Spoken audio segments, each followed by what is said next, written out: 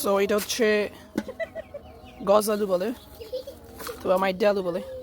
তখন পাড়া হয়েছে গাছ থেকে যে লতা পাতা, এখনো টোয়ানো শেষ হয় নাই। এখন আমরা দেখবো এটা আসলে খাই কিভাবে, না আমরা খাই কিভাবে। এখানে আমাদের চুলা রয়েছে, এখন আমরা পোড়া দিব এটা চুলার মধ্যে। যথেষ্ট ছাই আছে মনে হয়, আমরা পোড়া দিব। ঢুকে গেছে এটা অলরেডি, এটাকেও ঠিকভাবে ঠাইকা দিতে হবে।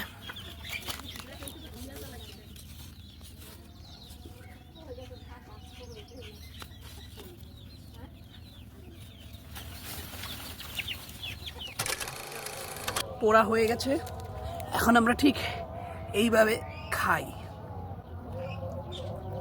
এইভাবে ছিলে এভাবে খেয়ে ফেলি।